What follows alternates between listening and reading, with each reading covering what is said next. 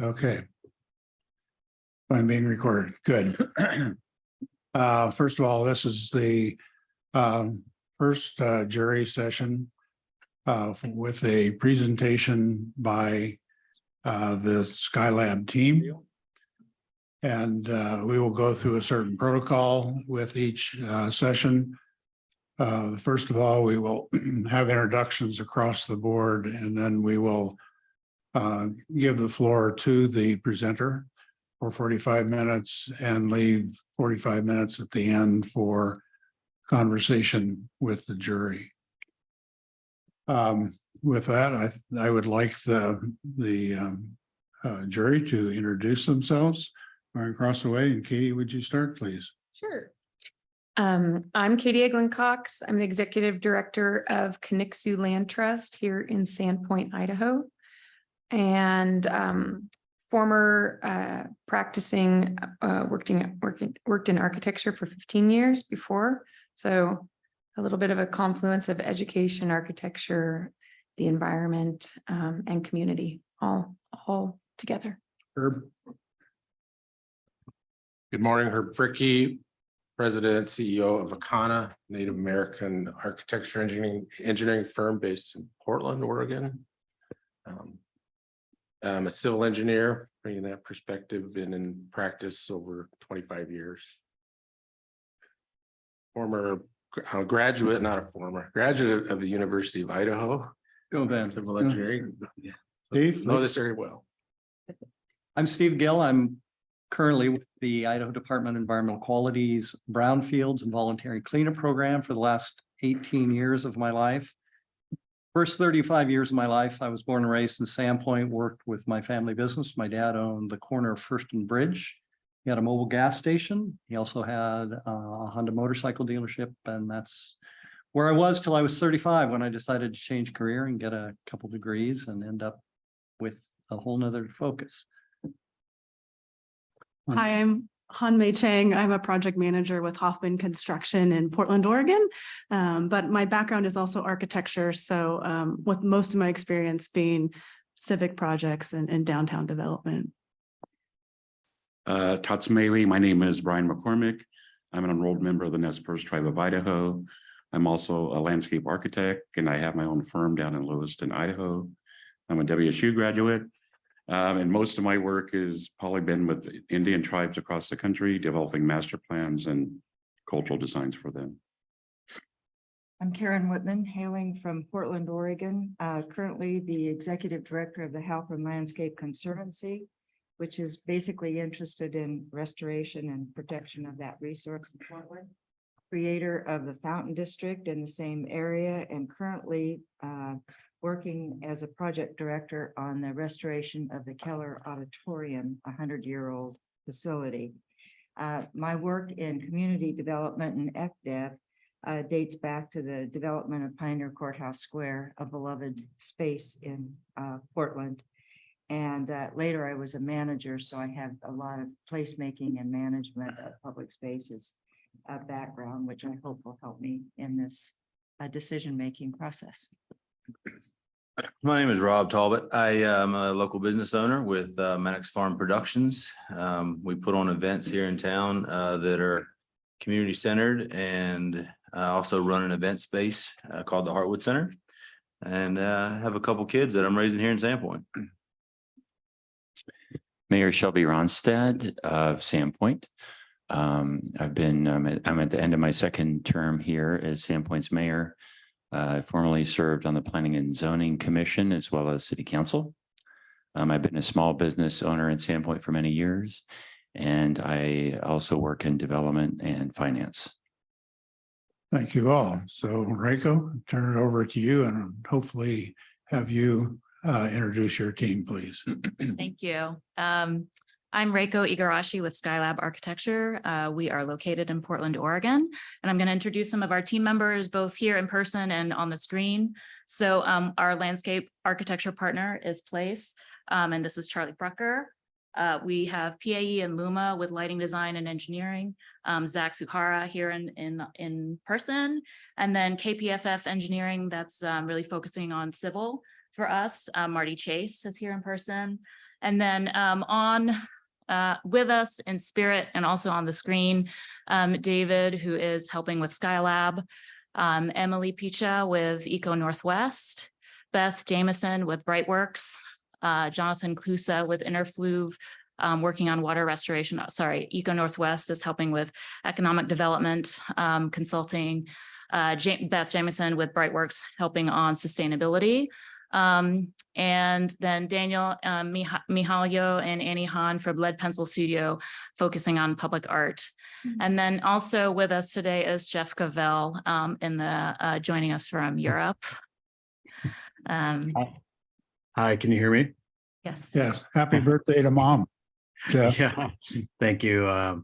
My name is Jeff Covell. I'm the founder and design director at Skylab, and really wish I could be there in person with you all. But due to some scheduling issues, I'm in Paris tonight. But it sounds like we've got a good connection, and I'm really excited to be here with the whole team. I started working in Sandpoint up at the ski resort in 2017 and have been spending quite a bit of time in the area, and have really learned, just come to love it, and have had so much fun continuing to think about how to help guide the future of the city, and really look at some challenges and opportunities, and lead this design team. We have a great team and a great presentation, and you're in good hands there with Reiko and Charlie leading this tonight. Hey, Reiko, Yeah. please. Take it Time away. starts now. All right. Let's-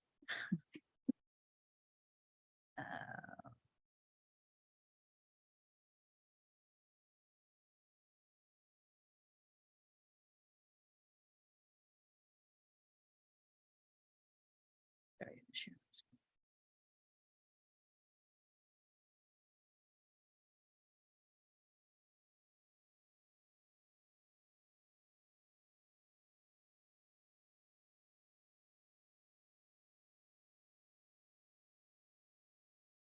Okay, great. Thank you. This is working then. Yes. Okay.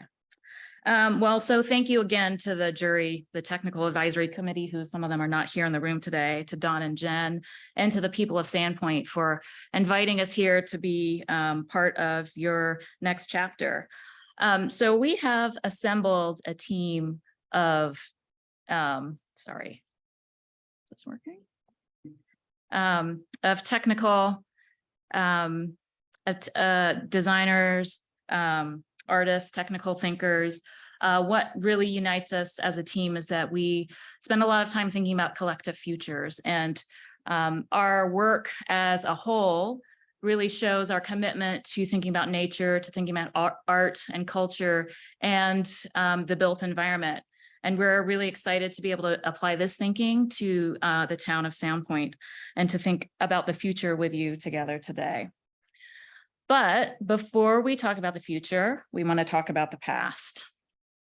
Ice Age floods created the beautiful setting that surrounds Sandpoint today. We were struck by the geology and the stories that Native people have told over generations about this place. And we think about history really shaping the form of the land that we see it. People and industry have been drawn to Sandpoint for generations upon generations. This is the Native people, this is lumber, trading, recreation, and people coming here for small town life. And so we know through this history of arrival that this place has to meet very diverse needs. There's also, very interesting to us, a culture of grit and ingenuity and resilience that we can see that the city of Sandpoint, the community here, has shown time and again in response to challenges. And it's not timid. This community isn't timid in making bold changes to when the need arises for the city. We've built and rebuilt the bridges, highways, bypasses, railroads, moved a whole town. And that's really inspirational to us. So that brings us to today. We know that Sandpoint is rapidly growing. There's challenges arising. There's demand on limited resources, that is existing building stock, space, clean water. There's barriers to circulation, people, bikes, cars, boats, trailers, Ironically, the bypass and the railroad that came here to get people here are also barriers to circulation. And we also sense a little bit of imbalance in the cycles here. So we know, as I've seen today, Sandpoint explodes in the summer months and on weekends, and in the winter, it's quieter, but lacks some of the amenities in town that the greater area has to offer. There's also the contrast of people looking for small town life and then the inevitable growth that's coming here. So for our team, this really became our call to action. We believe there's one overarching value that brings people here. It's a love of the water. It's a love of land. And we want to build our proposal around this love, to learn from history, to unite current development plans into a unified vision of the future. And our goal is to elevate nature to become an active and regenerative partner in the design process. So that brought us to our vision, which we have here. It's a city steeped in history and natural beauty. It creates thriving and resilient community experiences by building year-round connections to nature, to culture, and to urban design. So our work is really positioned at the intersection of these three themes. And so what we've crafted is what we're calling decision-making toolkit for Sandpoint. And we want to look at these themes a little bit more closely, very quickly. Nature. Nature is about bringing nature to the foreground of the urban experience and making it a core space-making value in Sandpoint. And then for each of these themes, we've created 3 principles, let's call them. And starting with stormwater, this is about sustainable approaches and storytelling around clean water. Rewilding is about integrating nature, connecting native ecosystems, and building resilience around that. Dark skies is about pursuing lighting that's functional, artful, and connects us to nature. There's not a lot of places in the United States where you can see the Northern Lights, and we really believe that's a special thing about Sandpoint, and we want to celebrate that. Moving to our theme of urban design, we want to promote diverse urban spaces in the public realm year-round. And our principles here begin with being pedestrian focused, prioritizing human-centered circulation where commercial activity occurs. New economic ecosystems is about creatively planning for new spatial thinking that creates new economic opportunities. And then stitching context. We believe that there are a number of unique neighborhoods here that want to be draws in themselves, but also be connected physically and emotionally, each a destination with intuitive access. Then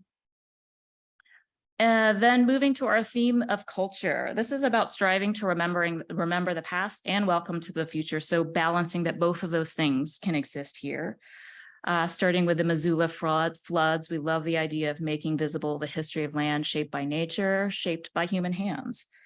Old Sandpoint, making visible the history of the tribes and the old town here in 3 dimensions as you walk around town. And then lastly, but not least, community gathering is about promoting celebrations and activities outdoors year-round. So here you can see all 3 themes: nature, urban design, and culture, and the toolkit. This framework, it's a proven way of building consensus and driving decision-making. So ultimately, there's no one plan that can survive decades of implementation. And so what we believe is that we're bringing to the table values and principles that can provide a resilient toolkit that serves as a living resource along the curve of implementation. So it allows you to build to suit in a little bit of a way, to use the right tool for the right context and the right solution, and then provide flexibility for problem solving as priorities are refined and as they evolve. So we believe that this work, like all good work, begins with a solid foundation. So we believe that there's 3 foundational plans that should be developed with the city and the community to support this work moving forward. So I'll let my colleague at Eco Northwest, Emily, start with economic planning. Hi, everybody. Implementing all that you're going to see in this presentation will require a framework that harnesses energy, money, and partnerships from people and agencies across Sandpoint, the state, and beyond. Under each of these vision elements, the city can leverage local funding to seek grants and other external funding from state and federal sources to make the vision a reality. And core to the implementation of this plan is an urban renewal district with the funding capacity to support the catalytic projects. So under the urban design piece, this requires a focus on Sandpoint's people. This means supporting the workforce through partnerships to create housing. And we've been exploring things like alternative ownership options and different affordable housing rental options too. And also small business technical assistance and support through construction, including the city's legacy businesses. The master plan also emphasizes remembering the past through culture. So seeking state dollars to integrate concepts like the Missoula flood and Old Sandpoint into local tourism development and programming of the new spaces. And bringing nature to the urban experience will require stitching together funding for infrastructure with funding for habitat restoration and community resilience. Great, thank you. And then second would be our framework for sustainability, and I'll let Beth talk about that. Great. Thanks, Emily and Reiko. So as they've so eloquently set the stage, the sustainability framework that we're envisioning for the project really is at the nucleus here of the nature, culture, and urban design. So the concepts and strategies that we've already been discussing and that you're going to be hearing in more detail are really underpinned by this commitment to a sustainable and resilient standpoint.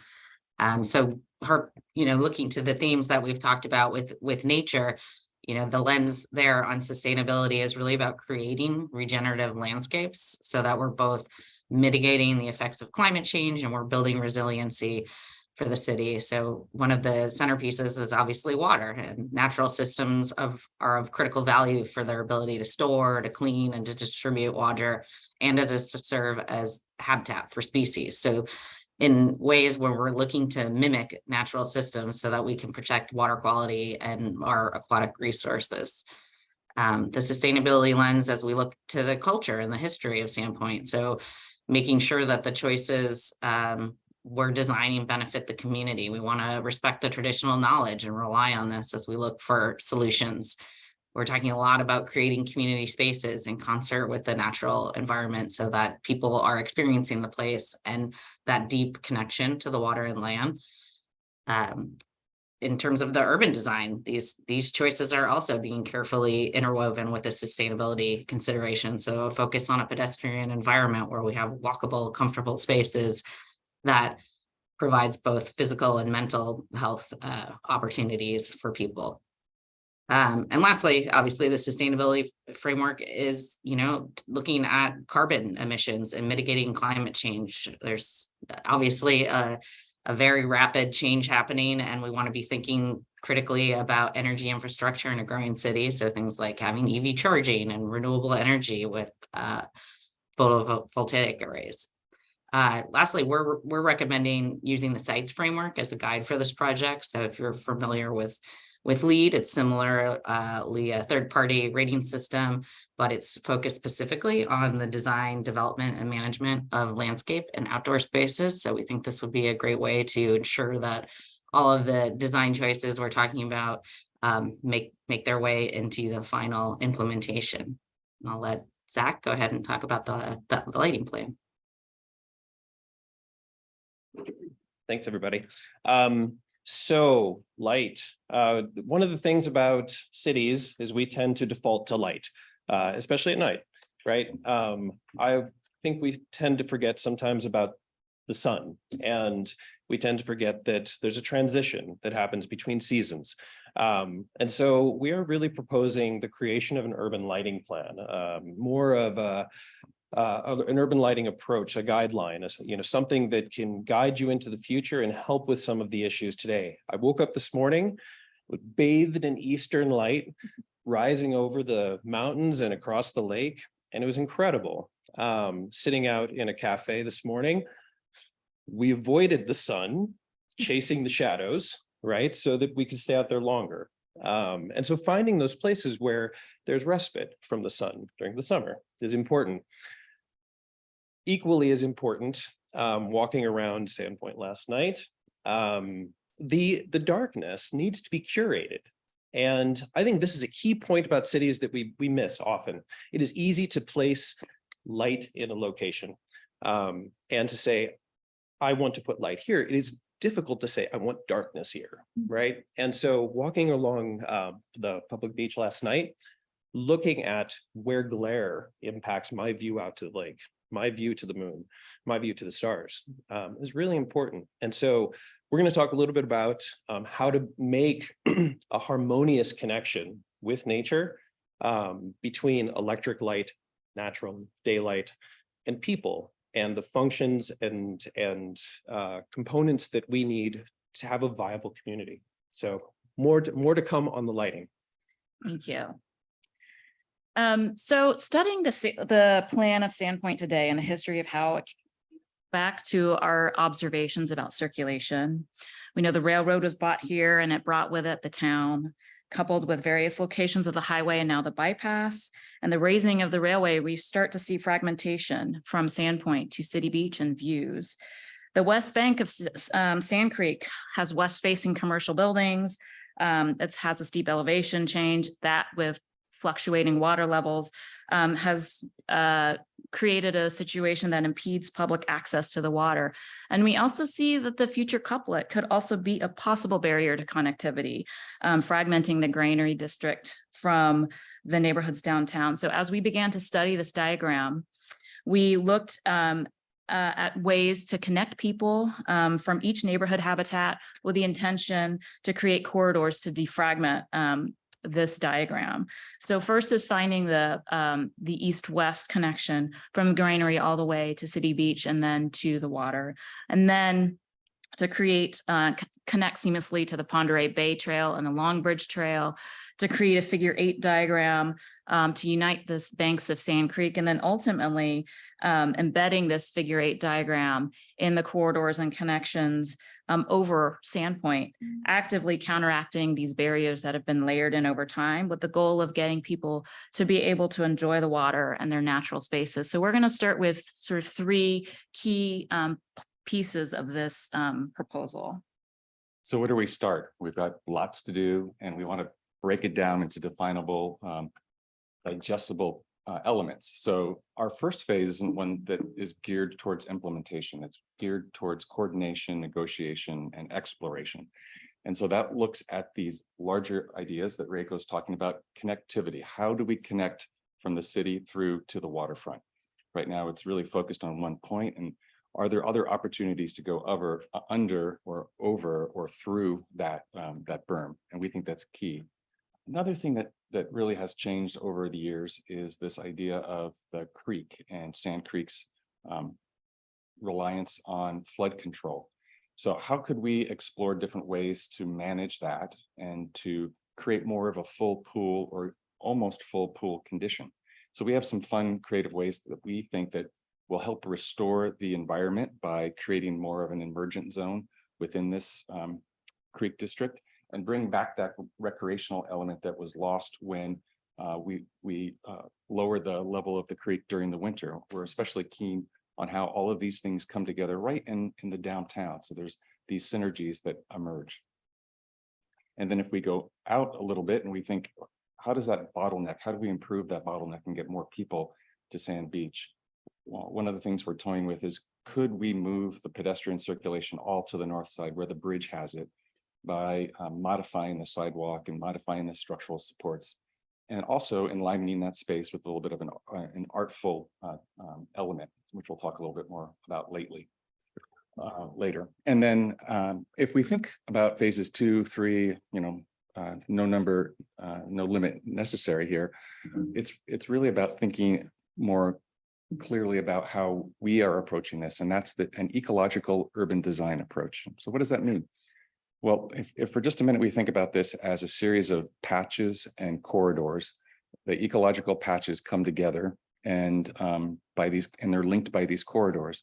So whether we're starting with Farman's Landing and moving up to the city parking lot and then up to the granary, what's critical is that it's all connected by a thriving set of corridors, public realm that then unlocks the potential to develop the rest of the city. And this is not development for the sake of development. This is about enriching and preserving the quality of the space while also meeting the needs of tomorrow. And it's pretty exciting for us to share with you these ideas, because it's a menu that we're able to choose from. whether it's a phased menu or whether it's literally a programmatic and implementation menu.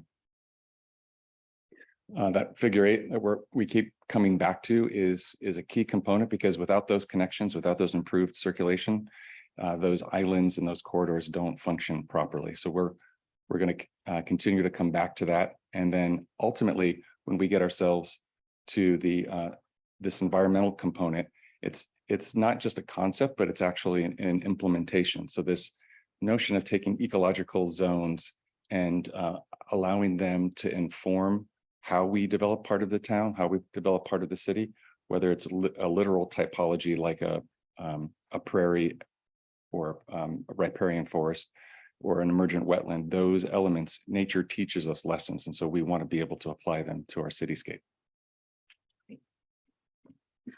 So we're going to focus a little bit on the city side of Sand Creek, and talking about the corridor that connects the Granary District all the way to the left to Sand Creek. We call this the journey to the water.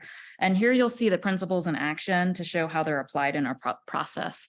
So here, focusing on the concept of nature, the journey to from the granary to the water, either on foot or by bicycle, is one that we envision as intuitive. It's beautiful, it's enticing in its design and in its storytelling.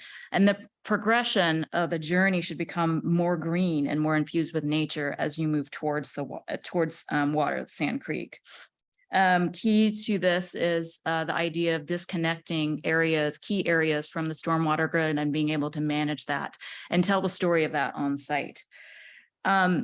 As we move to the urban concept, we begin the journey from the granary with a quote unquote boardwalk, which is a series of renovated street sections that moves along.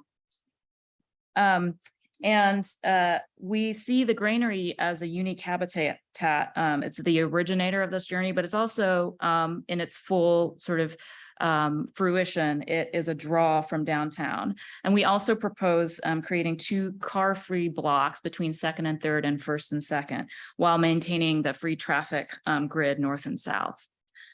So we know that traffic management and multimodal planning is complicated, it's long-ranging, but our belief is that Sandpoint has been subject to a lot of imposed planning around cars, and it's taken its toll on pedestrian life and small town charm.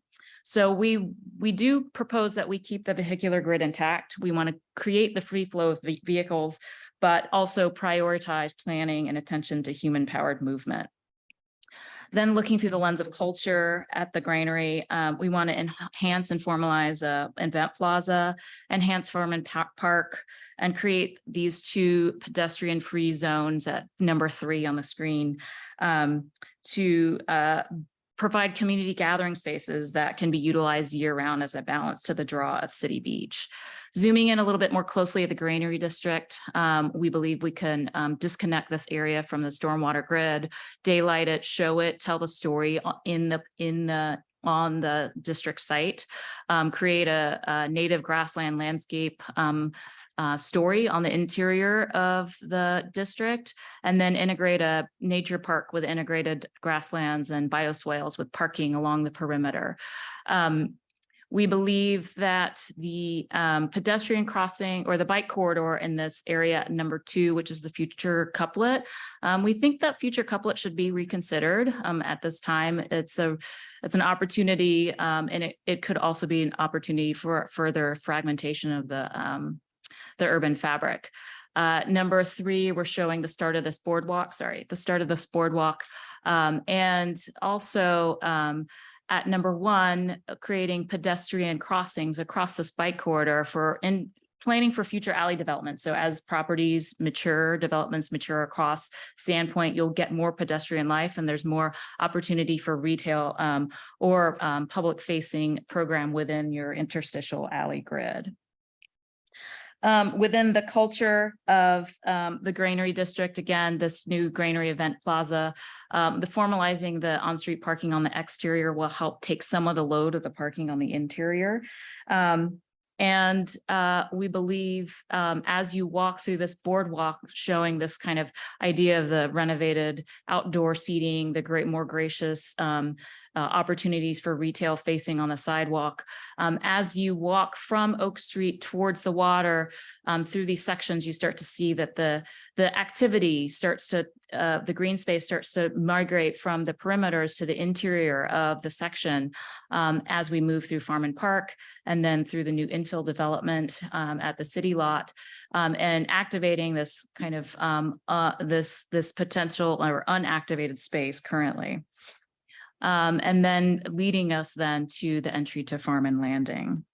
We want to again turn the interstitial space to active zones.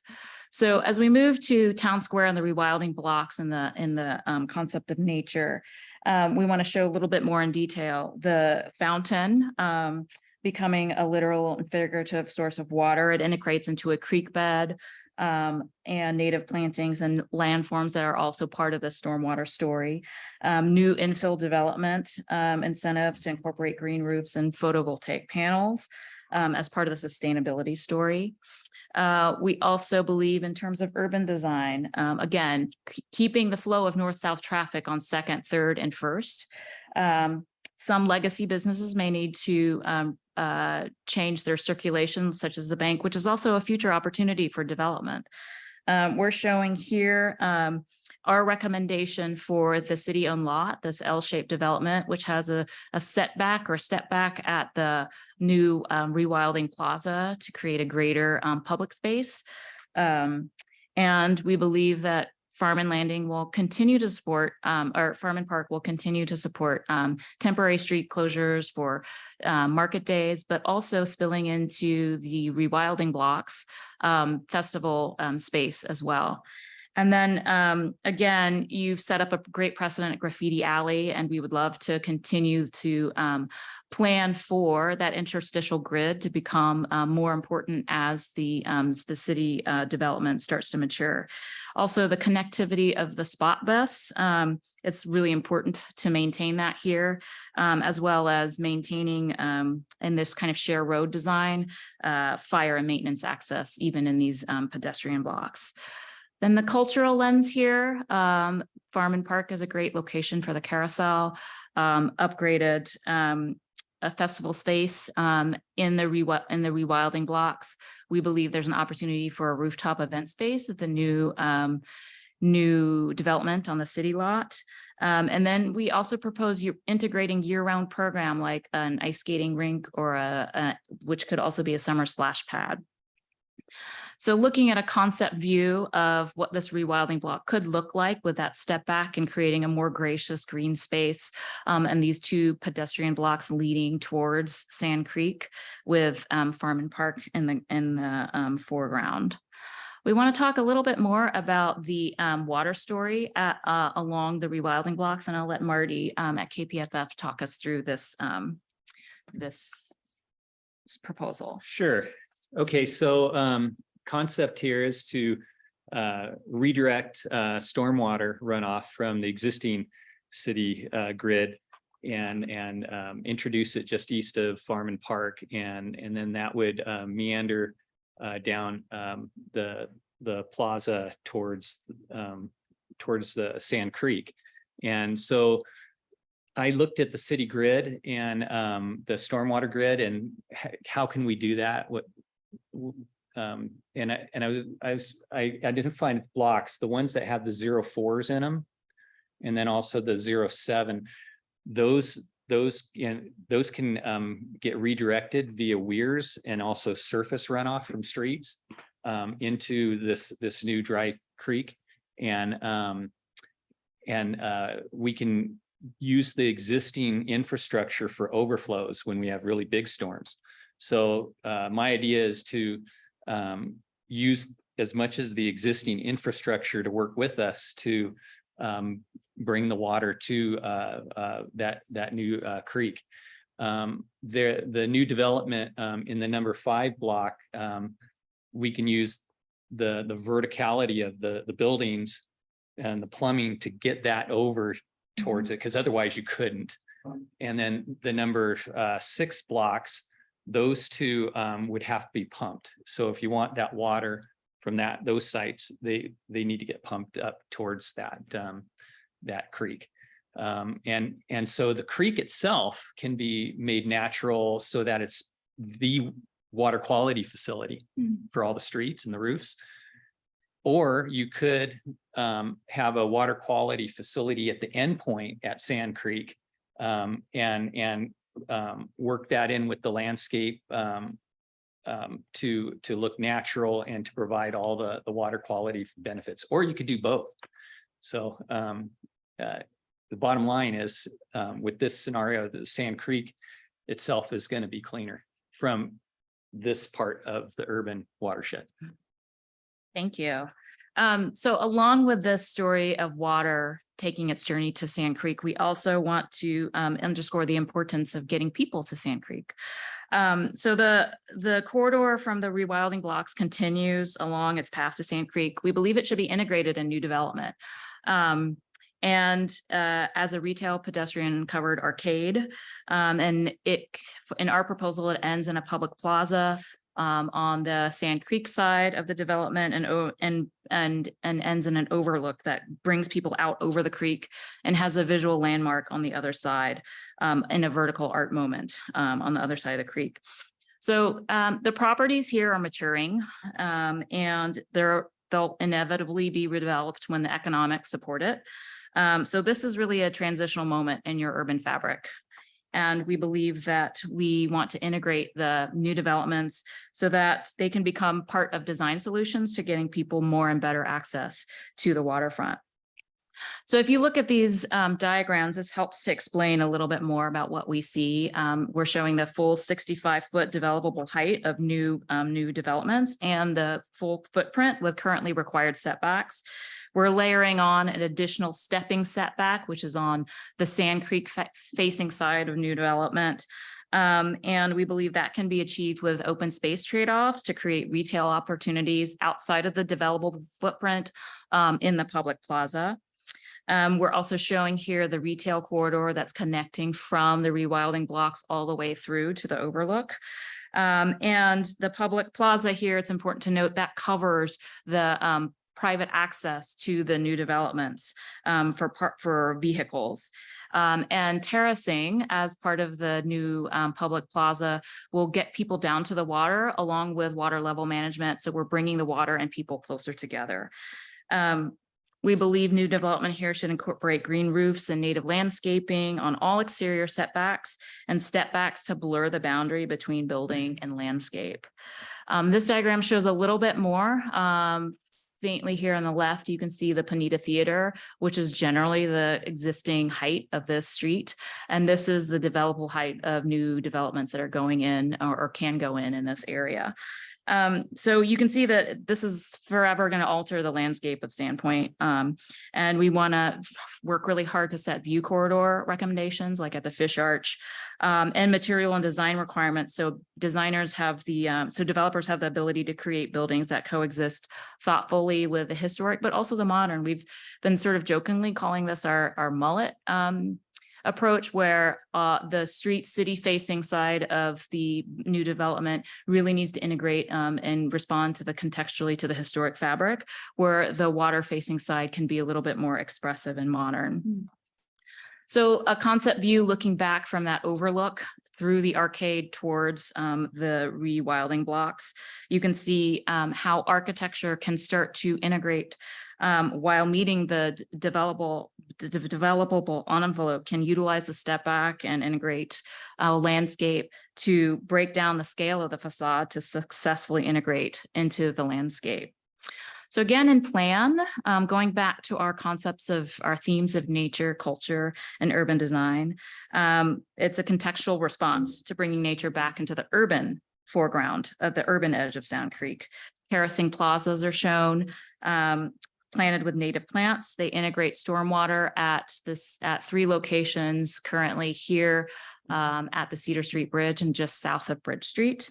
And floating eco islands continue the terracing down to the waterfront, and also as a way to bring back native fish, plants, and encourage native habitat. From the urban design perspective, we want to limit vehicular access, talking parking under new developments, integrating new walkways up to First through these old cottonwood trees that are existing. And the culture theme, then the old, the property at the south of Bridge Street, we think is a really lovely opportunity for a public-private partnership to create another pedestrian entry onto the waterfront. And we'd love to be inspired by the old gas station that was here. We also are introducing the possibility of an event-based open air theater, the Creekside Theater, and a swimming zone, as well as this regional observation tower that is the focal point of the overlook.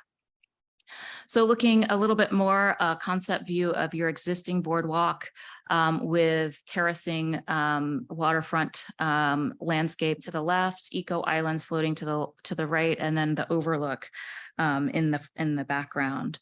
An aerial view looking at this new development with sort of this full idea of how this landscape could be redeveloped and how it can integrate into the architectures and the development there. The regional observation tower concept is shown to the bottom left, and then a floating temporary movie screen is shown in the center bottom of the view. So a little bit more about that. We think there's an opportunity for programming at Sand Creek that brings people actively as a gathering spot to the creek. And it could be a type of program that can be woven into daily life. It could be movies, it could be lectures, it could be nature-based events. This is an event-based gathering spot that would get people actually into the water and to connect with each other. So another concept view looking from the east side back at that waterfront and seeing the impact of the new horizon on the cityscape. And then talking about the regional observation tower, it's an opportunity to bring people up and regard the landscape. There's not a lot of places in Sandpoint where you can get up high and see this moment. And without obstruction. So here, this is a moment where you can see geologic time, human scale time, city activity and cultural gathering spots all in the same place, as well as opportunities to tell history through the lens of being out over the landscape. So quickly moving to the confluence of Sand Creek and the lake. We believe we can set an idea for the development north of Bridge Street. And if that proliferates southward, that becomes an opportunity for retail businesses along the waterfront to get more water access. In terms of, we believe that we want to, that the connection, water level management and the connection to our riparian and wetland habitats is really important. And we want to see that proliferate here. The connection to the Long Bridge is an opportunity to get quickly to that trail from the city beach side, when we also encourage the extension of the boardwalk under and around the bypass and the train bridge. In the culture lens, the underpass is an interesting opportunity for us. Taking that walk along that boardwalk, we saw how much room was there. And this could be a recreational opportunity. It could also be a nature-based opportunity to do interpretive landscape here and connect people to the water. We also see a point like the historic point of the old Sandpoint Laundry is located on this little piece of land here. And that's an opportunity to bring that back to life somehow in 3 dimensions, taking it out of the plaque and the photograph and really seeing it come to life here is an interesting moment along the pedestrian experience. So we're going to move a little bit eastward and continue our journey to City Beach. I think today's a good day to go swimming. Yes. So let's take a walk through the beach area. One of the things that we've done here is we've taken the existing master plan, all the good work that's been done to date, and really imbued it with a much more ecologically oriented sensibility. And maybe the most obvious of those moves is this sweeping aspen swale. It's a stormwater element that collects the stormwater, treats it, and conveys it, just as it is conveying pedestrians into and through the space. Real logical wayfinding element that gives some character and some structure to the space. Additionally, we're looking at using native plant communities to be able to remove some of the lawn and create meadows and or forested spaces So to create a little more harmony with how we use it and how it's expressed. An exciting element too is this notion of landform. So between the viewing area and the amphitheater, there's a 20-foot tall berm. This earthen berm is composed of, on one side, a sledding hill and a viewing hill, and on for the amphitheater, on the other side, it's a forested landscape. So working those together is something that we can bring people as pedestrians and cyclists into the space, amplify the use of it, and then make it a little bit more ecologically friendly. That menu that we keep talking about, lots of ideas on the table today, different ones that we can plug and play. One clear element is bringing people together, whether that's through play, whether that's through boating activities or recreational activities, different elements that can be inserted or removed from the project. So we're really excited to bring that complement of ideas to you and discuss it further. Great. And we're going to have our friends at Lead Pencil talk to us about public art.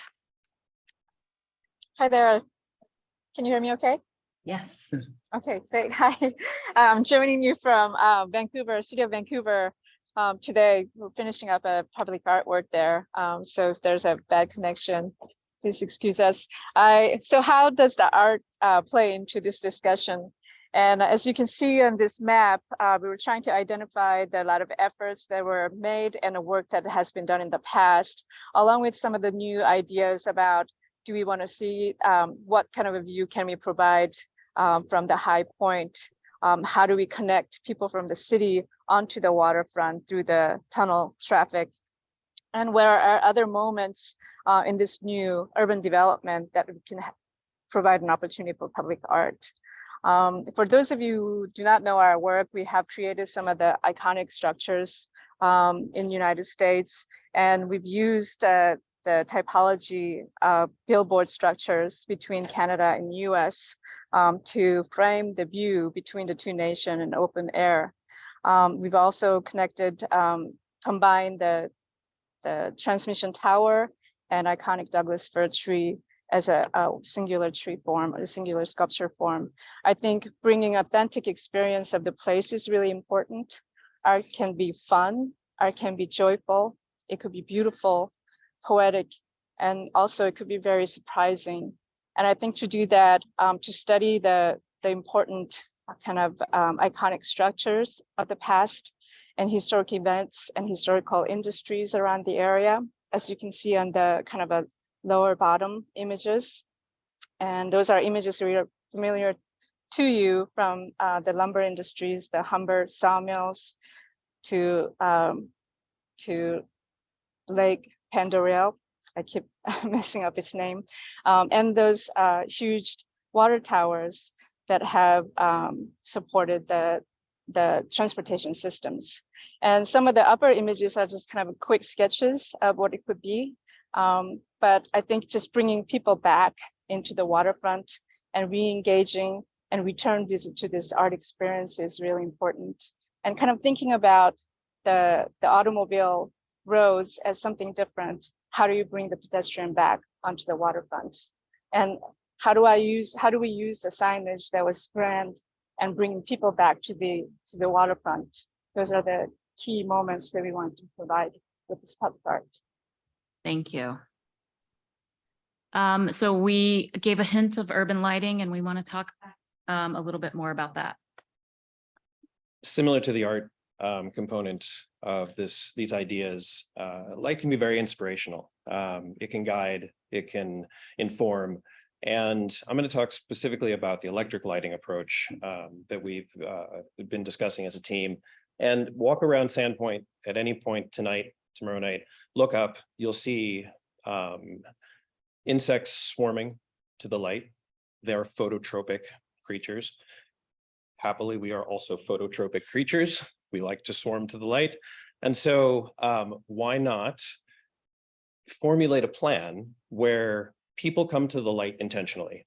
The place in the city where we want events, where we want connection, where we want these things to happen at night, make that intentional.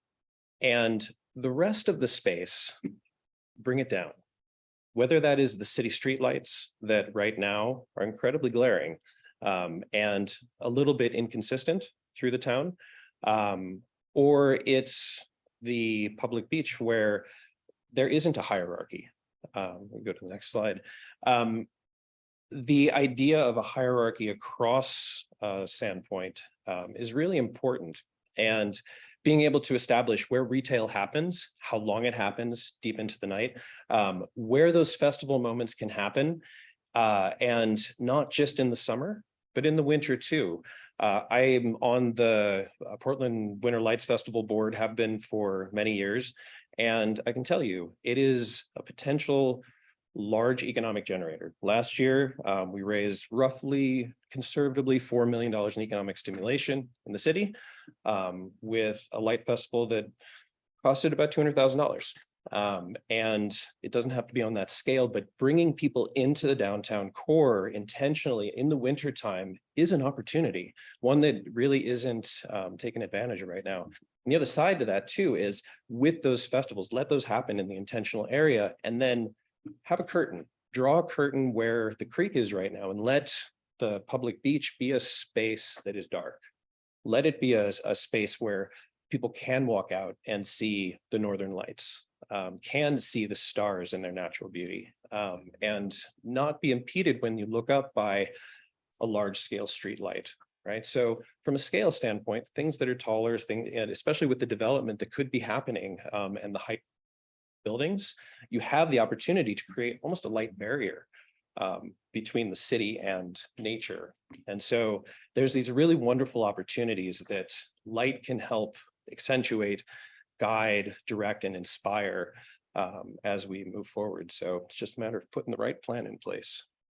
Marco, we only have a couple minutes left. Yeah. So again, back to finding balance. Our proposal is about finding that balance by introducing intensity to different neighborhood ecologies, unlocking connections. So bringing that figure 8 diagram and connecting the corridors through Sandpoint. And ultimately, our vision is about a future Sandpoint. It's refreshed, it has diverse possibilities. We're giving you, setting you up for a future of growth that's based on the character of place here. And it's also rededicated to the natural world. So thanks for letting us be here, be in front of you. We have a lot of people on the phone and in person that can answer a lot of questions that I'm sure you have. 45 minutes on the nose. Wow. Way to go, guys. Thank you so much. Best thing I've done all week. I know. Great, absolutely great presentation and great work. We'd like to kind of open it up to the jury now for conversation with you all, for clarification or other philosophic questions that they may have going forward. So who would like to step up first? May? Sure. I'm focused on Farman's Landing. Yeah. And to me right now, it feels very summer focused. I was hoping you could talk a little bit about the vision for it in the winter time. Yeah, and maybe Charlie could help with that as well. I think a lot of this has to do with water level management. We think there's a lot of key opportunities for a program that could be introduced here with water level management in the winter. So higher water levels could potentially produce opportunities to ice skate. And also there's, I think, even the possibilities to do more sheltered sort of events in the creek, the open air creek or Creekside Theater that we're calling it, as well as opportunities in the public-private partnership that we would really suggest for the property just south of Cedar Street, as well as this retail covered arcade. We call it retail, but it could also be other. I think it's a conversation to be had with a private development, but that's also an opportunity to have a lot of activity there, sheltered from winter weather. So good acknowledgement that the renderings are focused on the summer. Maybe that's because we're all in that summer moment, but Yeah. A key quality of this space is that as the design noted in that section, we're raising the exterior spaces to be coincident with First. And so the activity and the ability for the engagement and energy that's happening on First to wrap around the building and be seamless is one of the really inspired elements. Also, that corridor through the building, if you could move us to that section or that rendering, that'd be really helpful. A corridor that slices through the building is an opportunity for those buildings uses to spill out and activate those spaces. So we're excited from the standpoint that we know that cars have to come through here, at least they're allowed to come here through private development. In this particular scheme, they are not part of the circulation. They're not part of it because they're dipping down and underneath everything. And then really, because the creek typically drops around 12 feet with the water level during the winter, the idea of being able to skate and be able to get on the water at that time, we think is really key. And that's how it used to be, right? That's why it was special. And that's what we've heard from the community. Herb?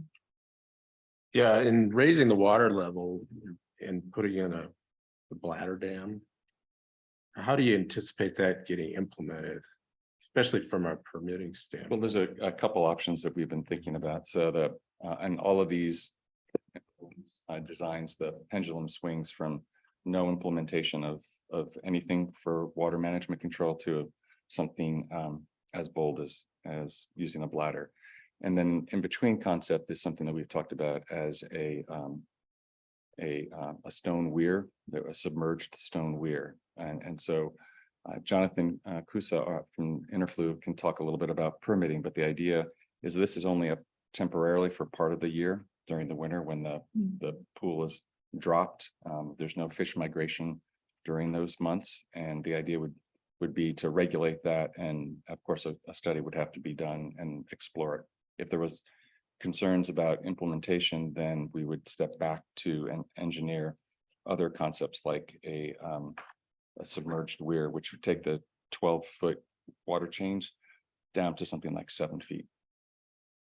Jonathan, do you have any insight that you'd like? Yeah, no, I appreciate the question, Urban. As you know, we team with you guys on similar projects where we're all about ecological restoration. So, you know, the intent was in the winter let me say the intent was to minimize water fluctuations or at least reduce those. And as Charlie said, you know, the intent is to have, 5 feet of water over the top of whatever the barrier is in the summertime when the majority of the fish and ecological connectivity really matters. But in the wintertime, not have as a significant of a drain out on that estuary riparian zone. So I think there's always permitting challenges. I will never say that there's not. There's always are. But in this particular case, between fish migration being accommodated, as well as us believing that this reduction of the change in water elevation that's created by the Corps of Engineers management of Lake Pend Oreille, those are positives, and that ultimately would be to the benefit of the riparian community upstream from there. So, but yeah, to your point, permitting for every project is always a challenge. We don't anticipate that to be a fatal flaw though at this point with these concepts.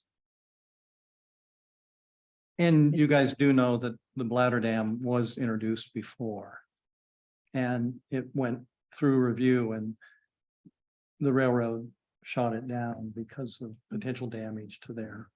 Now we have 2 lines crossing there. So that has been done before. And then it was resurrected again in the late 70s and early 80s to do it. And again, it was shot down. So the railroad would be, before I'd even talk to the Corps of Engineers, because they're the monkey in the room. The railroad is the gorilla in the room. So yeah, there's a lot of heavy lifting to put a bladder on Sand Creek. That's good to know. I mean, that's like we were saying, that pendulum can swing a different way. It doesn't have to be that as the solution. And it's great to have that insight. Yeah. I think I would also add that in our design process, I think we've looked at 3 or 4 potential locations and strategies for implementing something like this that are upstream from the railroad, and but I think a longer process and some more opportunities to present some of those ideas, I think would be of interest. I think that when we really think about this area, the winter use, a big challenge is it just feels like you're kind of not supposed to be there in a way in the winter, right? That's drained out, the docks are on the mud, the fuel stations in the mud. It just doesn't feel like it's it basically feels like it's closed for business, right? And so we think in some shape or form solving that challenge is really vital to making this a year-round space. Karen? Of all of the very creative, strategic and creative ideas that are contained in your proposal, and thank you very much for those. The urban lighting approach was just stunning to me, completely stunning. Had never thought about darkness in that kind of capacity. And I don't want to cut off any other questions or any other exploration, but in the phasing part, there's no notification of this plan that you're recommending. But, and really the point of my question is, what needs to be in place in order for a plan that's developed to be recognizable as a key feature that begins to become part of the culture of Sandpoint? Great question. The way it evolves can be very organic, but it can also be very intentional. So zoning codes become important, dark sky regulations. Right now, if you walk through Sandpoint, most of your ATMs are the brightest things downtown. They are the suns in the downtown Sandpoint area. And so limiting light spill, limiting what people can do with those types of properties is important, but also maintaining security. And so there's ways to develop those guidelines to maintain security, have less light spill out into other properties and into the sky, those sorts of things. First step, right, is to regulate what you've got and change that piece. Second step is that as you are designing these different phases, integrating those core principles of ecological, sustainable lighting design, and making sure that when someone proposes on the beach, this bright, explosive thing, that you raise your hand and say, wait, why? And ask the questions, right? So I think the coding of it becomes important, the first step. The rest of it is maintaining the integrity of a sustainable plan, right? So having a roadmap and sticking to it. I think part of when we talked about the 3 foundational plans, that was one reason why lighting was up there, is that we believe setting that kind of integrity for the intent for the lighting plan is really important and takes a little bit of work and thinking to figure out what that roadmap looks like. Yeah, it was actually really interesting when we were working on the Sacramento Riverwalk. A lot of those discussions were happening early aughts. And one of the things that also got incorporated into that is reprieve from heat and those sorts of things. One of the first images that popped up there was a sculpture that was actually light and water. That sort of sprays people as they go by at night and creates this path that people want to walk on in the evenings, but it's also very subtle, right? So it doesn't impede the view of the sky, the view of the stars, those sorts of things, but makes people feel safe walking along a beach or a path. That's my comment, is how do you balance it with safety? You know, as you Less light tends to be safer than more light, generally. Glare is a huge problem. It can blind people. So the transition from a very bright core into a dark space like the beach can happen nice and subtly. Light paths low, keep light out of people's eyes so they can see at a really good distance. Our eyes are great at adapting far away and in really low light levels. And so use that adaptation and don't overwhelm it with the light that we put in space. It was great. And growing up in the 60s and 70s in Sandpoint, there was one light at City Beach on the northwest corner by the Edgewater. And so over where the boat launch was, allowed high school students to have fun, wholesome events without any light. And we could see the stars in the sky. So it was our comment last night when we were walking. We said, where are all the teenagers? Yes, they put, the city put lights down there and it just, keep an eye on it. Yeah. They also cited them and sent them home. You gotta do that too. They didn't cite us, they just told us to go. That's it. Should they call your dad? Rob, please. I actually heard Ms. Steve just kind of hit on most of what I was talking about or what I wanted to ask about with the lighting. I really like it. I think there's some a lot of advantageous parts to it. I do see community members asking about safety, which you hit on that, and just thinking about a way to convey that information to the broader audience. And then the other pieces are the way that you've got it lined out in here. The two of the most happening spaces in our community, especially when you're looking at winter time and like it gets dark early, we light up First Street and we light up Cedar Street. Because that's where everyone hangs out, goes to dinner and goes out to have a beverage and meet up with friends. Do you see that? Cedar Street seems to be an easy fix, easy change, but First Street would be a little more on your darker space where you're trying to blend in to the Sand Creek area. Do you see that being an issue, or how do you see fixing that? No, I don't. It's not an issue, actually. If you look at cities like Bend, you know, there are districts in Bend that are very low light levels, but enjoyable entertainment districts. And a lot of that is glow from the retail establishments, and working with those business owners to create outdoor lighting schemes that mesh with each other, right? As you walk down the street, to not to have ordinances where you hide the source. You can't see the source directly, right? Those sorts of things don't mean that there's not enough light, just means you might be lighting something indirectly, right? And creating, you know, a glow that is capped and reflects down onto the surface that you're trying to light, right? And also being able to turn things off at a certain time of night is important too. So, you know, control ordinances. If you do light an outdoor space, you have to dim it down by a certain amount. You know, these are sorts of things that there's strategies, right? And if everybody implements it, then it becomes commonplace and the safety isn't a problem. The transition zone between city and nature becomes very intentional, right? And our eyes are allowed to adjust to that transition. So. Well, and the light could also be a form of art. Absolutely. I live down in Lewiston, which is a few hours south of here, and we're trying to restore a historic theater. And the neon lights that were there are really important. And I think it's Pocatello, which has a whole neon light tour. So all these old neon lights have been restored.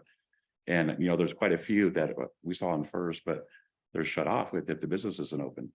So like ours at our theater, we time ours to come on every night for a few hours. And the people that tourists and the locals really love it because it's a different form of lighting, you know, other than the.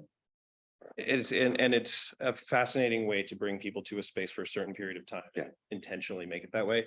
The other side too is that if we really want to you know, to help with the conservative component of the nature or of nature in general, being spectrally sensitive to lights. So LEDs throw light in all spectrums across the board. And it's one of the reasons if you look outside, there's more bugs drawn to the white LEDs than there are the high pressure sodium lights spectrum. Bugs can see certain spectrums, right? Just like humans can. And there's also riparian life that is also sensitive to that stuff. And so if we consider those sorts of things and we use warmer sources towards riparian areas and towards the natural zones and are really intentional about not shining directly into it, but, you know, potentially using art in color and different makeups, it's a great way to do it. It's very inspirational too, and can work very differently in the winter than it does the summer. So yeah, and it can also affect the vegetation landscape. So because some plants actually require darkness. Absolutely. Right? Yeah. So Sort of moving on into another, there's so much that I really enjoyed about your proposal. There was a lot that I think was more challenging for me that your presentation really helped identify. I think there's some interesting sort of push and pull happening because we have the rewilded blocks, and I applaud the car-free zone because I do think it will be difficult at first, but I do think that will work in Sandpoint, and I think it will enliven downtown in a really good way. I found it interesting that it went wild to this very then with the floating wetlands, very humanistic forms and shapes. But then in reverse of that, your lighting went from, more lighting to where it's more formed to less lighting. Given that you're working on this rewild scheme and you're working on the water, which I also love because we humans love water, and that's why so many of us are here. I'm curious about what you see as the composition of that boardwalk and how that plays into sort of the wildness. Thank you for that question. I think one aspect of the plan that's maybe something that we should look at together here.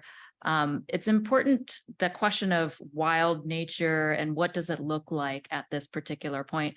I think it's clear to us that as we were learning a little bit more about the history of Sand Creek and its channel migration zone and what it used to look like in the past and what it looks like now, city dwellers, we're all city dwellers here, even in a small town, we see nature as a certain kind of thing, right?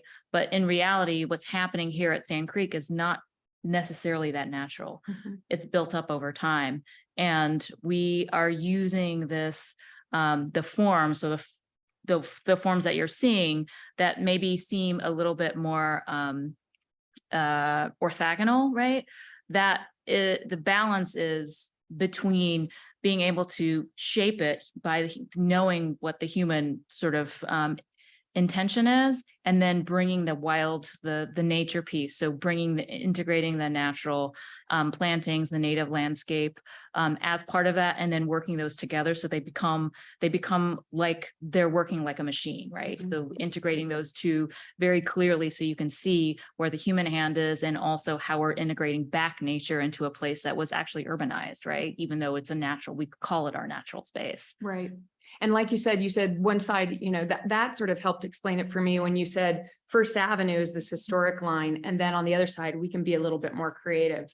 And so that helped also to understand what was going on there. Functionally, this is a huge, you go here in the summer and you have boats lined up all along this boardwalk. Do you still foresee this space as being able to bring people into town in that way? Absolutely. Yes. And actually, in our plan, it's we're zoomed in a little bit out here, but we have, our intention is that you're seeing watercraft along all of these little out fingers. I think we would see this definitely as enhancing in large, quantities, that ability, and then adding accessibility, adding ramps where you could pull crafts up, easier in and out of the water, that type of thing. We think we would be able to accomplish both. I just wanted to add, I think, from the first time I ever drove through the bypass, I think I was rubbernecking to the Cedar Street Bridge Market, and it's such an unusual and interesting architectural feature, that the piers that it sits on and the building form, and it's also a bit of an anomaly right now. And I think a lot of this sort of form generation for us was a way to kind of sort of hint at being able to integrate that and build on it, so that these piers, some of them could be covered, for example, some of them are trellised, some of them could actually incorporate pilings and start to artistically play with some of the nature of the space now and build on it. And I think when you look at this drawing,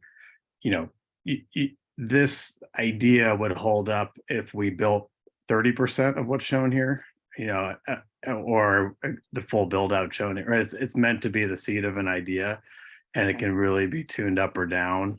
So we can start with a couple of moments, and it's almost like a plug and play concept that we could build on over time. Okay. Maybe if I can build on what Jeff is sharing, go back to the materiality. That'd be great. When we start at the granary and we work our way out, actually the majority of the boardwalk is actually concrete, right? So it's our sidewalks that are colored. They probably have a different scoring pattern. The cadence is such that that you're in a different area, and it's bringing you somewhere. So instead of trying to be maybe historic like First is, and its relationship back to the architecture, it's back to the heritage, or a point in the heritage of Sand Creek and Sand Point. And then when you come out here to that point that actually is cantilevered, then that would be more of a timber element that would take us back to our architectural roots. And then your question about the moorage, the visitor spaces, we feel like this plug and play option gives us actually more linear frontage by coming in perpendicular and not creating slips per se, but places to tie up, Right. whether it's a human powered watercraft or goes vroom vroom. Yeah, no, I appreciated the addition of the visual for non-motorized, because yes, it feels very motorized right now. So having those options in there will hopefully get more people out in non-motorized vehicles too. Give them the ability to know that they can be there. Sure. I'm going to build on that area with all of the other images you have. I'm looking at the image of new public waterfront, looking back at First Street, and then the new retail corridor with the tower. So I have a question about the tower.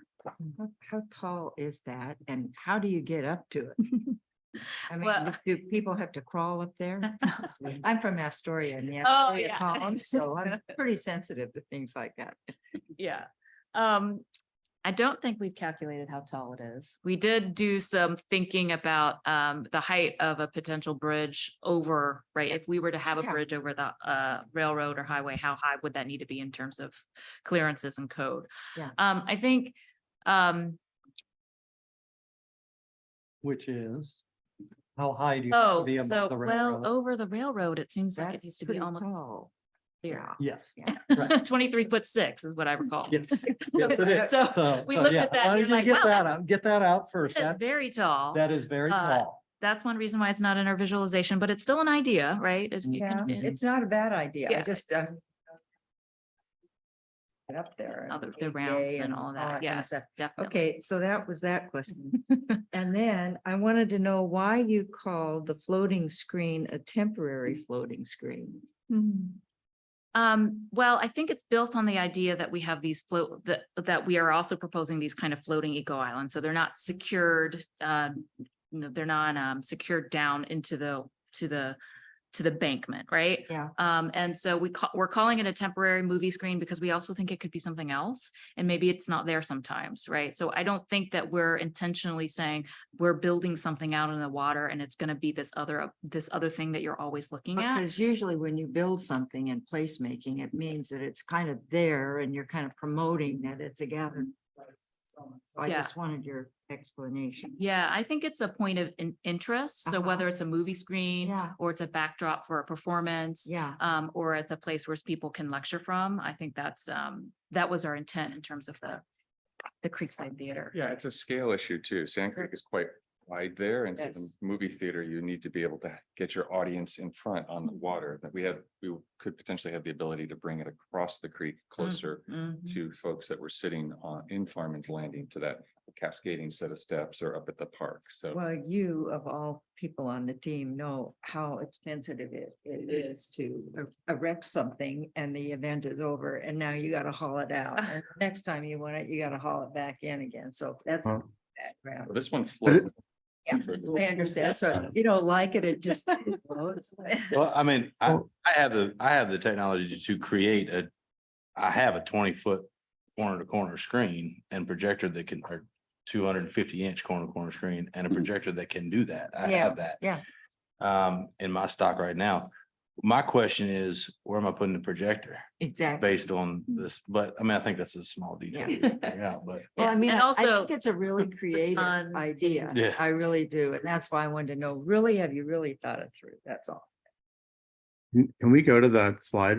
Maybe I'm not seeing what you guys are seeing, but it seems like the way we were looking at it, it actually started out of a conversation with one of the owners of the Panita Theater, and we were talking about the idea of, could we open up the back of the theater? And then, could you actually just open it up so that you were looking, kind of through it at the creek, for example, or even turn around a performance and have it play to the creek. And then we started thinking, well, maybe that's also the potential projection booth, that could work for something like this. So we have this sort of terraced seating area kind of dropping out of the back of the theater. And the theater is one of the things that we would hope would never change in terms of future development, right? It seems like a fixed marker historically. And so, really building off of that, I think was the main thought. So this image on the right is that on the top right, you're actually looking from the stage of the theater is the view here. So you have spoken to some of the management at the Panda about this? Because that's my concerns is what would they think about it? Yeah, I had a conversation with them at the initial open house, and they were really excited. I think we very quickly kind of threw this idea out, and they were very enthusiastic. Because that is an idea that I have talked to them about a couple of times, is either a stage or a screen over on the other side and using that space in that way. One of the things that we did discuss though is more of an kind of like using the groundwork that's there that kind of has a tilt to it to put space there for people on the ground as opposed to just on the docks and in the water. The way that I see your plan, which leads me to the next question, the way I see your plan is you're kind of creating a flat spot up there and then parking underneath. Is that correct? In that area, so the parking underneath is in our drawing is shown to the south because we're assuming that those developments are going to get redeveloped first. Correct. And so there's no parking in this drawing. There's no parking underneath that. But there does need to be some site work done because the angle of the incoming drive right there is pretty steep. So with new development coming out to that back of the fat footprint of that lot, there's going to be some issues just with clearances, regardless of where you put the parking. So in our drawing, there's not parking underneath the open air theater. Okay. Actually, I was thinking you had it further south, but now that you explain, I see it is right behind the Panda. Yeah. Which actually makes more sense. Brian? Yeah, I wanted to talk a little bit about the native influence and how you're going to integrate that into this project. Sandpoint, like Lewiston, where I live, and Portland, they are confluences of rivers. And that was always where the tribes always gathered. The tribes used to live here, and the few signs we saw around town, it makes it sound like they used to be here, they're no longer here. One of the things we always talk about is we are still here. We were, we are, we will be. So I'd like to see more of how the tribe's still here. They're not living here anywhere where they wanted to live. I like to see more talk about that.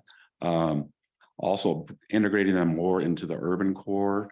In Lewiston, I hope to try to get tribal members more involved in the planning of our town, even though that was originally where we lived.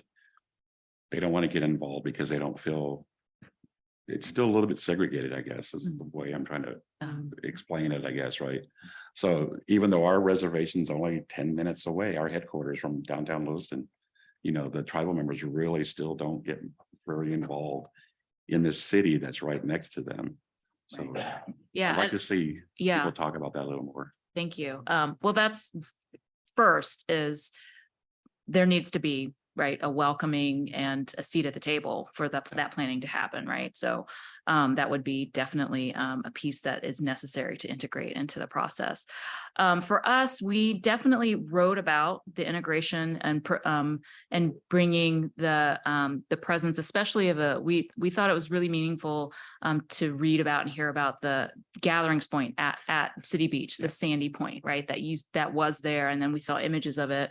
And that to us is really meaningful. And we think that there should be a space there, whether it's integrated into the Welcome Center or there's a different space at City Beach. Our intent is that gets integrated. I think as a team, we would never be able to do that work on our own. We need to be able to work with the tribes and to figure out what is it that is appropriate, where is it appropriate, what does it look like, how is it an interior space, is it an exterior space, what kind of space is it, what is the programming that happens. So that's one reason why it's not really articulated so much in our drawings, because we didn't have the outreach. You know, we weren't supposed to do the outreach to any particular person, right? Outside of the people that were made available to us to ask questions. So that is, I'm glad you asked that question, because that's really important to us, that moving forward, we have that opportunity to engage directly with the tribes and to figure out what makes sense for that particular proposition. Reiko, if you showed the city beach plan, though, I mean, we are indicating where we think a couple of scenarios where we think there might be opportunities, right? I don't know, Charlie, if you want to speak to this, but we think the overlay of the Missoula flood story with the gathering story is a really incredibly powerful idea. And so with this sort of towards the top of the city beach plan here, there is an idea for an interpretive center that could balance those two aspects or bring those to, intertwine them. And then I think there was also some thought placed in terms of the terminus of this walk and sort of the arrival moment to the water. Yeah, I think you covered that well, Jeff.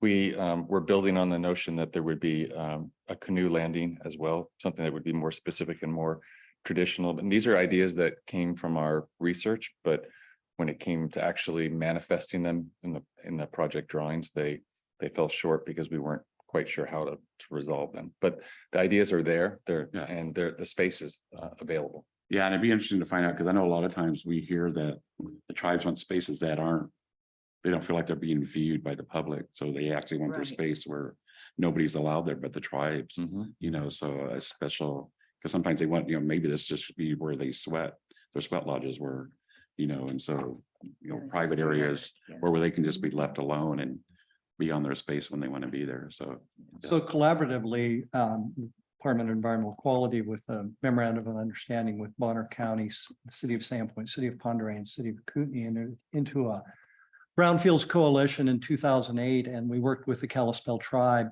to develop the Pend Oreille Bay Trail. And along that trail, there's some very special areas in that 9,850 feet to get to the slag pile, to the rock, which we're cleaning up, starts cleaning up this year.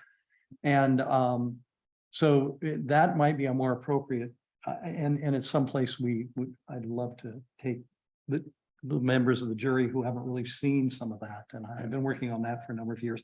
We have very limited time, but I just want to ask a question.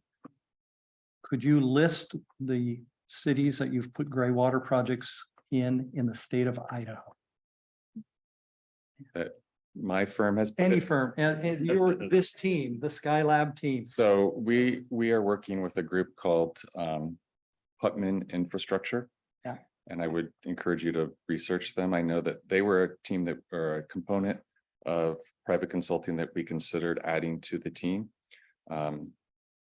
We were also concerned at the return on investment to do a big enough project for that to be functional.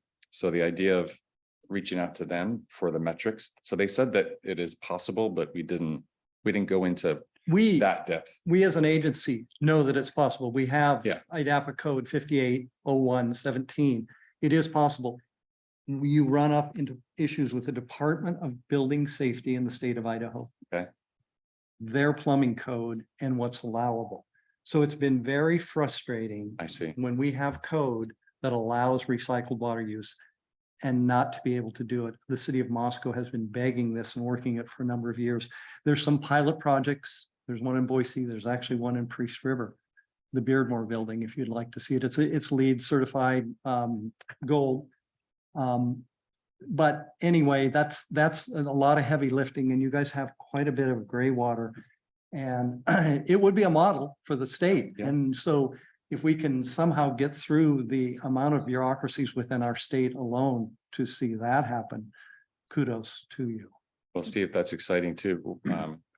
There's a project called Haslow and 8th in Portland, Oregon, that was a model, and it was not allowed at the time. Right. And determination and creativity and some political will allowed it to happen. A lot of political will in Boise. Well, we A can bring lot. bring the determination and the creativity outside of the table. Yeah, I don't have enough. I don't have enough. I have all the gray hair I can get. Shelby? Yes. Yes, thank you, Don. Overall, I thought this was an excellent plan. Very thorough, very thoughtful, considered all of the important elements that we called for in the RFP. So kudos to you and the whole team. I really appreciate your work on this. I have just a bunch of kind of, I guess you could say, small questions. Just little things that were called out in the plan that I didn't quite understand or couldn't quite picture what you're after there. If we start at City Beach, it's where the submarine play structure is called for, and there's that, since we're there on that image, that kind of pink wavy form towards the north end of the beach. What is that? So that's a diagram, placeholding playground. So close your eyes and imagine the best playground you've ever been at. Okay. Okay, got it. Thank you.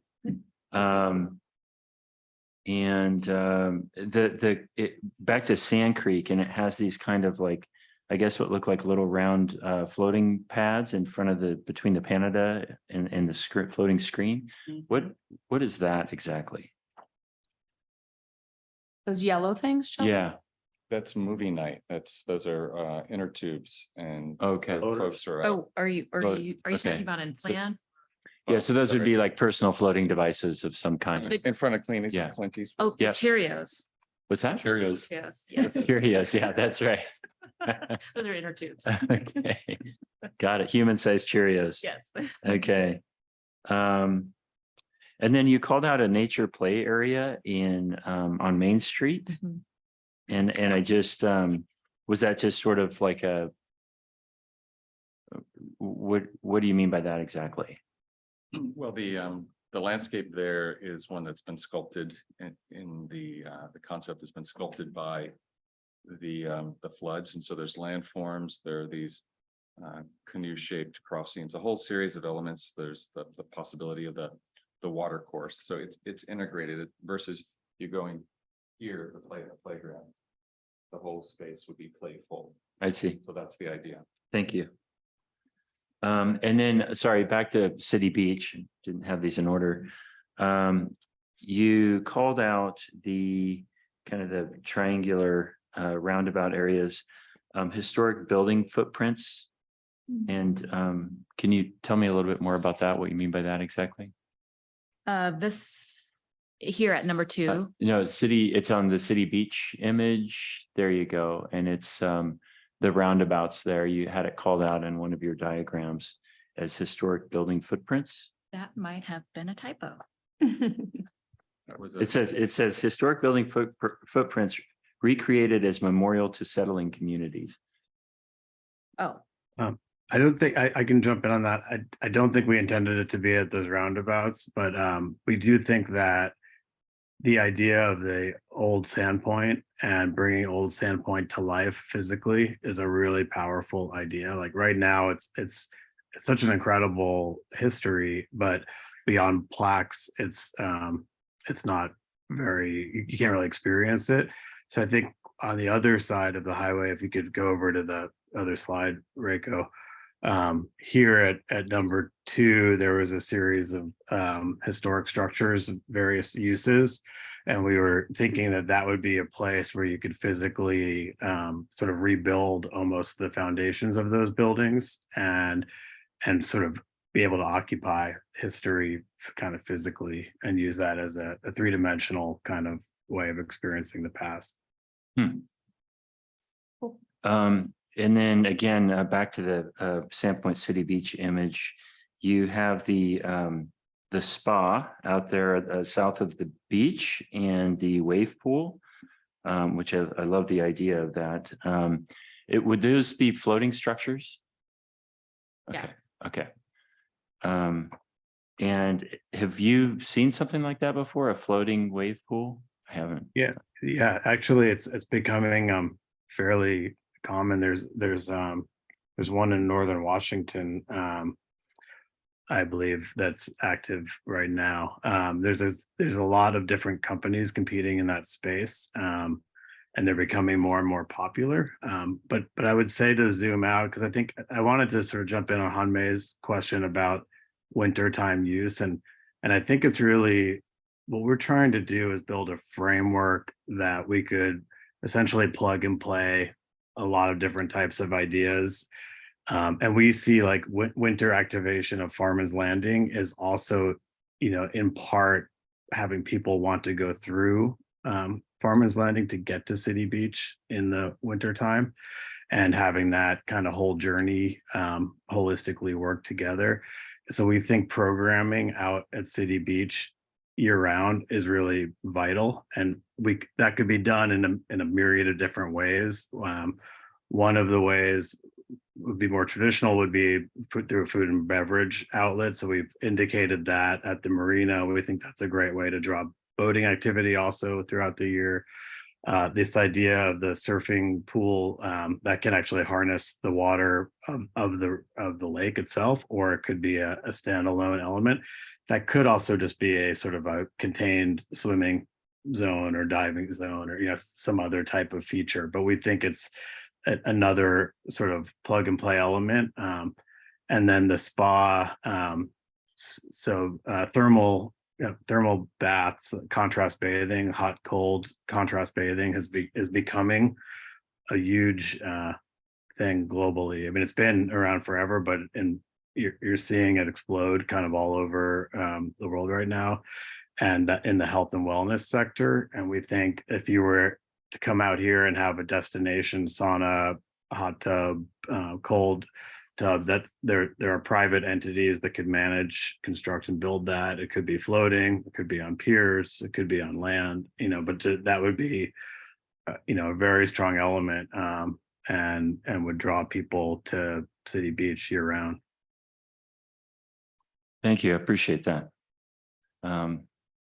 Those are all the questions I have. I do want to commend the team to the lighting plan. Again, as was mentioned, it was really novel. And I think that was a really attractive feature. There's a lot of attractive features to this plan. So thanks again for your work. We are at the end of our time, I believe, unless there are pressing questions. I was like, Just one. On the water, back on the water story, you envisioning that as water all year round from the source? Or is it really more intermittent with the stormwater and seasonality? It would be intermittent seasonally. It could also be augmented if it wants to be more kind of an artistic installation, right? So at times where there's not actual storm water, you could integrate gray water or add potable water. Yeah. Place and Skylab are working on a waterfront project in Des Moines, Washington, at the south end of the SeaTac airport.